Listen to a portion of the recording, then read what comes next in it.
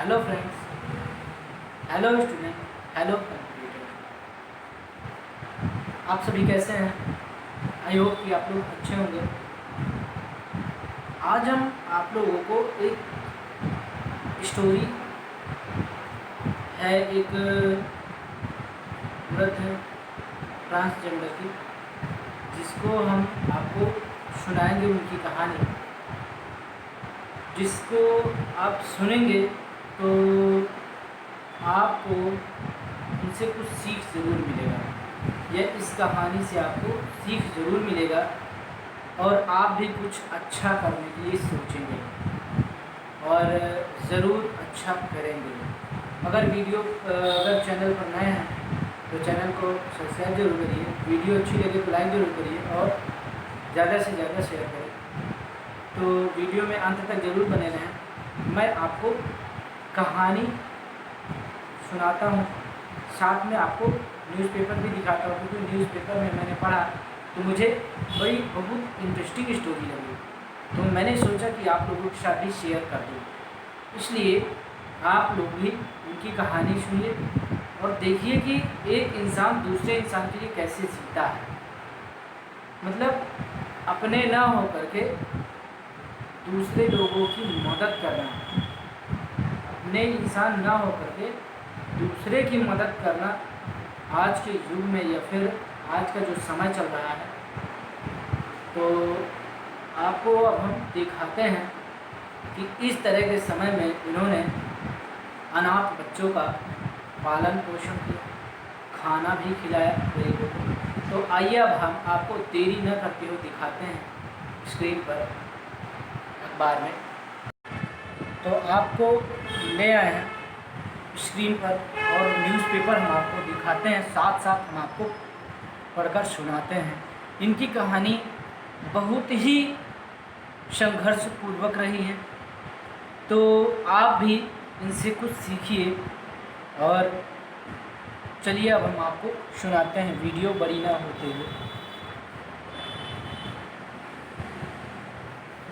कि मंजिलें और भी हैं।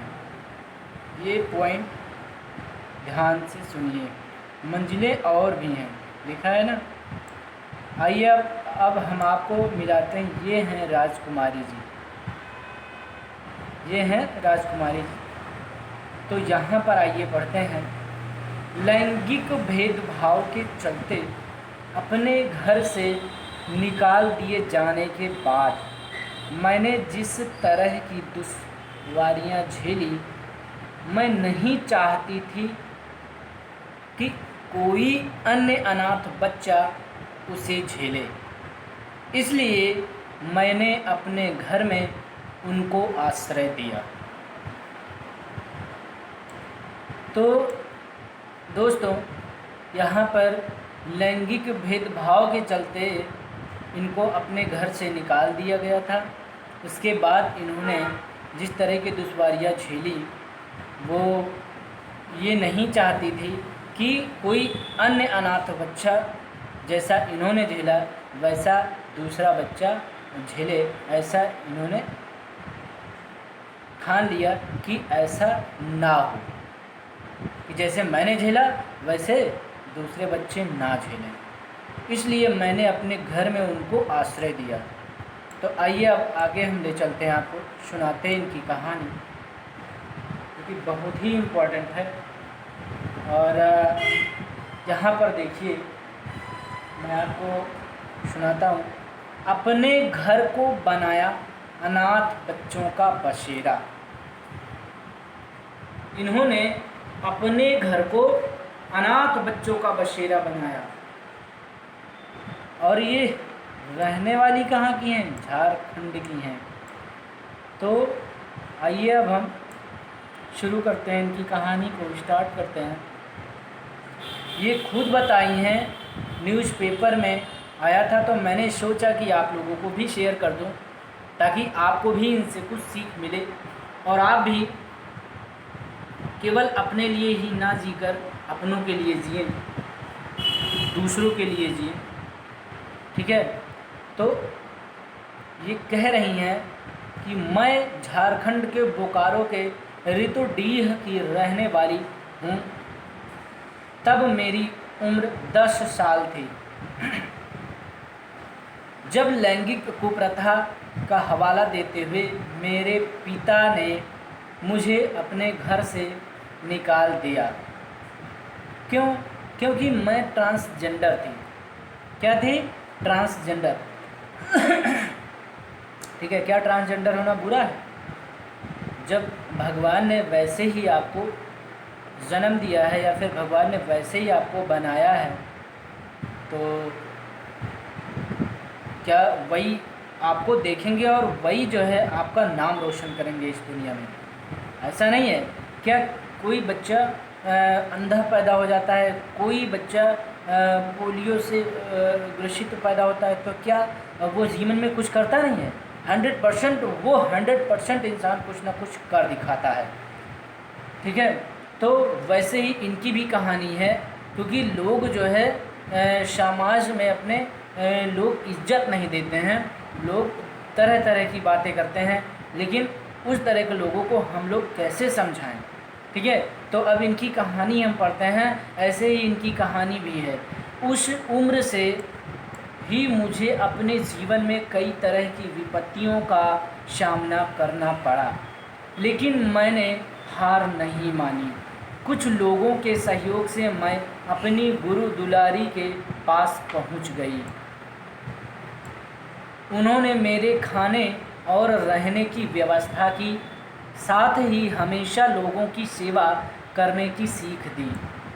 बाद में जब मैं बड़ी हो गई तो मैंने फैसला किया कि जिन मुश्किलों का मुझे सामना करना पड़ा, अन्य बच्चों को मैं उस दर्द से नहीं गुजरने दूंगी। मैंने अनाथ और लावारिस बच्चों को गोद लेकर उनका पालन पोषण शुरू किया। एक एक करके 5 अनाथ बच्चियां मेरे पास आ गईं। उनका दर्द मुझे झकझोर गया। मैंने उनको हर सुख सुविधा देकर लालन पालन किया। फिर जब वे बड़ी हो गई तो उनकी शादी कर दी। उन्हें खुश देखकर मैं खुद के भीतर सुकून महसूस करती हूँ। अब सोच लीजिए आप कि चलिए हम अपने को ही मान लेते हैं। जब हम किसी दूसरे की हेल्प करते हैं या मदद करते हैं तो हमारा मन कितना प्रसन्न होता है। मतलब कि थोड़ा सा भी अगर टेंशन रहता है पहले से, या फिर घर के कोई कारण की वजह से, या फिर कोई अन्य वजह से, या फिर पेपर या फिर कुछ भी वजह से, अगर आप पढ़ाई करते दौरान अगर किसी की हेल्प कर दिए और अगर उस दिन आपका उसके नेक्स्ट डे अगर आपका पेपर होगा तो 100% उस पेपर में आप पास ज़रूर हो जाएंगे, क्योंकि भगवान देखता है। क्या भगवान ही तो हम लोगों को भेजता है दूसरों की मदद करने के लिए? क्या भगवान खुद थोड़ी आते हैं? भगवान ही जो है एक दूसरे को भेजते इस धरती पर और एक दूसरे की हेल्प करने के लिए। क्या ऐसा नहीं है? मैंने इस चीज़ को सोचा है खुद कि ये चीज़ बिल्कुल सही है। वैसे ही यहाँ पर है, इन्होंने अनाथ बच्चों को पाला, उनका पालन पोषण पूरी तरह से किया, फिर उसके बाद शादी भी कर दी। तो कहने का मतलब है कि दूसरों की खुशी में ही अपनी खुशी है। ये बिल्कुल सत्य बात है दोस्तों, हमेशा याद रखना। अगर आप दूसरों को खुश कर रहेंगे तो आप ज़िंदगी भर हमेशा खुश रहेंगे। कभी जीवन में कभी भी कठिनाइयाँ नहीं आएंगी, कभी भी कोई प्रॉब्लम नहीं आएंगी। अगर कोई समस्या आई भी तो वो बहुत आसानी से सॉल्व हो जाएगी, आपको कोई प्रॉब्लम नहीं होगी। तो वही कह रहा हूँ कि दूसरों को या दूसरों की समस्या को सॉल्व करने में हम लोगों को कितनी अच्छी खुशी महसूस होती है, कितना ज़्यादा सुकून महसूस होता है। तो वही हाल इनका भी है। इन्होंने भी जो है अनाथ बच्चों का पालन पोषण किया और उनको शादी करी, और शादी करने के बाद जो है उन्हें खुश देखकर वो खुद भी जो है खुद के भीतर भी सुकून महसूस करती हैं। ठीक है। मेरा घर अब अनाथों का बसेरा बन गया है। मेरी आमदनी का ज़्यादातर हिस्सा इन्हीं अनाथ बच्चों पर खर्च हो जाता है। इनमें कई बच्चे मेरी दत्तक संतानें हैं। मेरी 5 बेटियां और 3 बेटे हैं जो मुझे मम्मी कहते हैं। मैंने बचपन से ही उन्हें पाला पोसा है। सॉरी। और जहाँ पर चुनौतियाँ झेली, क्या चुनौतियाँ झेली? अपने लैंगिक नियमों का पालन नहीं करने और एक परिवार का पालन पोषण करने के लिए मुझे अपने समुदाय के क्रोध का भी सामना करना पड़ा।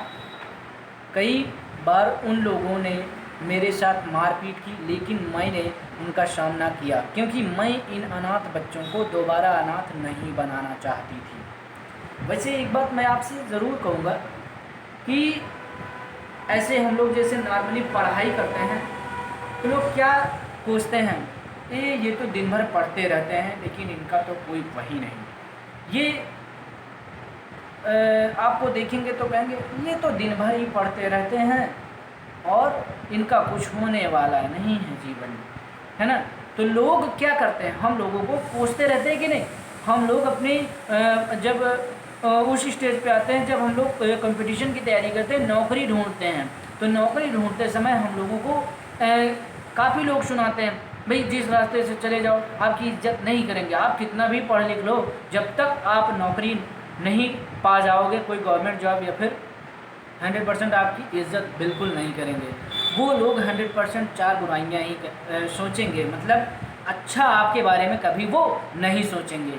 तो यहाँ पर वही कि इनके ही समुदाय के लोगों ने इनसे जो है, तो इन्होंने अपने ही समुदाय से जो है चुनौतियाँ झेली हैं और उनको पार की हैं, संघर्ष किया है इन्होंने।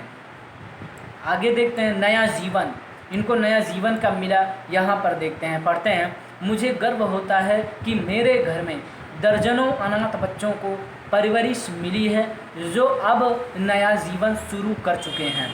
ट्रांसजेंडर समाज के मुताबिक मुझे ये सब काम नहीं करना चाहिए, पर मेरा मानना है कि दूसरों का भला करने के लिए किसी सामाजिक नियम की ज़रूरत नहीं होती है। हम इंसान हैं और इंसान के काम आते रहेंगे। ये बात बिल्कुल सत्य है दोस्तों, ये बात बिल्कुल सत्य है। हम इंसान हैं और इंसान के काम आते रहेंगे। क्या हम रास्ते में जाते हैं और रास्ते में लेकिन क्या किसी की मदद नहीं कर सकते। लेकिन एक बात और, जो ये समय चल रहा है कोरोना महामारी का, क्या इस तरह के समय में क्या अगले की मदद करना ज़रूरी नहीं है? लेकिन डिस्टेंस का पालन ज़रूर करिए। अगर आप उसके पास 5 रुपए नहीं है टैक्सी के पैसे देने के लिए, तो क्या आप दे नहीं सकते, हेल्प नहीं कर सकते? 100% मैंने भी की है हेल्प। तो क्या अब जैसे कोई भिखारी आ जाता है आपके पास, तो क्या आप 5 रुपये उसको नहीं दे देते हैं? दे देते हो। वैसे ही आप ये सोचिए कि क्या हम इस दादाजी की हेल्प कर दें तो क्या हमें सुकून नहीं मिलेगा? अरे भाई, आपके पास 5 रुपए गए तो 5 के स्थान पर आपके पास भगवान ने 5,000 5 लाख रुपए झोली में डाल दिए हैं, और वो आपको कब मिलने वाले हैं बोनस के रूप में वो आपको नहीं पता चलेगा। ये हमेशा याद रखना, ठीक है। हमने ये चीज़ भगवान के थ्रू आंकी जरूर है। लोग क्या कहते हैं, या फिर कुछ लोग मानते हैं कि गॉड है ही नहीं, लेकिन मैं भी मानता हूँ कि भगवान हैं इस दुनिया में, ठीक है। वही यहाँ पर भी कहा गया है, इन्होंने भी यही कहा कि हम इंसान हैं और इंसान के काम आते रहेंगे। बिल्कुल सत्य है। सबकी मदद, यहाँ पर इस शेडिंग पर देखिए, अपनी बेटियों की शादी के अलावा मैंने सैकड़ों गरीब बच्चियों की शादी में मदद की है। लॉकडाउन के दौरान भी मैं रोज़ाना 20 लोगों को खाना खिलाती रही हूँ। अब सोच लीजिए आप, ये लॉकडाउन के दौरान, जबकि लोगों के पास लॉकडाउन के दौरान भोजन की कमी या फिर लोग भूखे रहने लगे थे। लॉकडाउन के समय लोगों को खाना तक जो है टाइम से नहीं मिल पा रहा था। तब देखिए कि इन्होंने कितनी मेहनत की है, कितना संघर्ष किया है। तो लॉकडाउन के दौरान भी मैं रोज़ाना 20 लोगों को खाना खिलाती रही हूँ। कौन कह रहा है? राजकुमारी जी कह रही हैं। घर से निकाले हुए बुजुर्गों की सेवा, गरीब व कमज़ोर वर्ग के लोगों को भोजन, राशन व कपड़ा बांटना, अनाथ बच्चों को माँ का प्यार देना ही मेरे जीवन का लक्ष्य है, जिसे मैं निभा रही हूँ और आखिरी सांस तक निभाऊंगी। इन्होंने ये भी कहा। ठीक है, तो आई होप दोस्तों कि आपको इनकी कहानी से कुछ ना कुछ ज़रूर सीखा होगा। और जो कहानी इनकी सुनी है, इन्होंने, मैं आपसे कह रहा हूँ कि इन्होंने अपने जीवन में पूरी तरह से संघर्ष किया है। और वही मैं कह रहा हूँ कि आप भी अपने जीवन में संघर्ष करिए। और आपको जो लोग आज कोस रहे हैं, आप एक समय में आप 100% जिस अचीवमेंट की आप तैयारी कर रहे हैं, जिस लक्ष्य को आप पाने के लिए तैयारी कर रहे हैं, वो लक्ष्य आपको जिस दिन मिल जाएगा, जो लोग आपको आज कोसते हैं वो लोग आपका सैल्यूट करेंगे। दोस्तों ये 100% ध्यान रखना मेरी बात को। तो आज के लिए बस इतना ही दोस्तों। अब हम फिर इसी तरह की कोई नई कहानी लेकर ज़रूर हाजिर होंगे। जैसे ही मैं न्यूज़पेपर पढ़ता हूँ, मुझे कुछ अच्छी कहानी सी दिख जाती है तो मैं ज़रूर आप लोगों के साथ शेयर करूँगा। और मेरे चैनल को सब्सक्राइब जरूर कर लीजिए और बेल आइकन को ज़रूर प्रेस करिए, ताकि जैसे ही मैं वीडियो अपलोड करूं आपको नोटिफिकेशन के माध्यम से जारी जानकारी मिल जाए और आप वीडियो देख सकें। तो दोस्तों ज़्यादा से ज़्यादा शेयर करें वीडियो को। धन्यवाद देखने के लिए वीडियो। अब हम नेक्स्ट वीडियो में इसी तरह का इम्पॉर्टेंट वीडियो लेकर आएंगे आपके सामने।